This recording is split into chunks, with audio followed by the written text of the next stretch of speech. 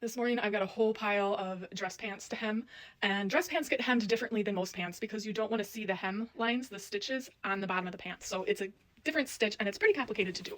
And I just want to note that just because you know somebody with a sewing machine, whether they quilt or make their own clothes, that doesn't necessarily mean that they're going to hem and do alterations on your clothes because it's a big job. It's a little bit nerve-wracking. It might be out of their skill set.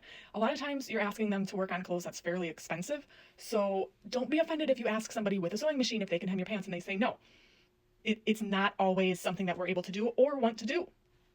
The first thing that I did on these pants was iron where the bottom of the hem is going to be, where the bottom of the pants is going to be, and I left about 2 inches between the bottom of the pants and the edge, which I finished in my sewing machine. It should be serged or finished on a sewing machine. I do have a serger, but it seemed like a lot of work to redo that.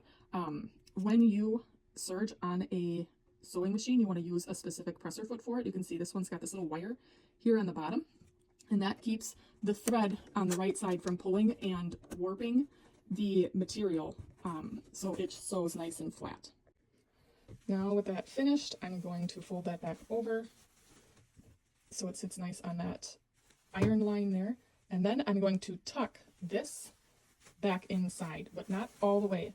So you can see how the serged edge is here, that finished edge, and it's rolled up there. And I have to use my fingers to make sure that this is all laying nice and flat.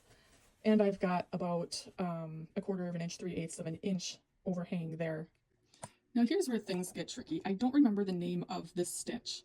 I think it's called a blind hem stitch, and it kind of looks like teeth. And lucky me, my edge finishing / serging presser foot is the same as my blind hem foot.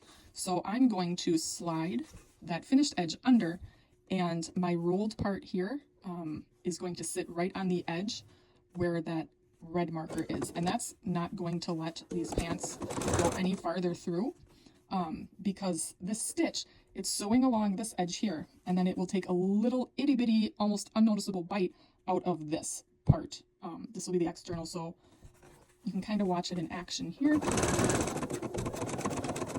and see how it does 4 stitches on the right, and then it jumps over and does 1 stitch on the left, and it's just barely biting into that rolled over part of the pants there. Now that I've got it out of the machine, you can kind of see how that just barely takes a bite, and then we can fold that back over, and you see that little itty bitty bite out of there, just those tiny little pieces, so you can't really see the big stitches going through like you would on jeans or any other pants. And once I iron this and kind of stretch it out, a good iron will make that stuff just disappear.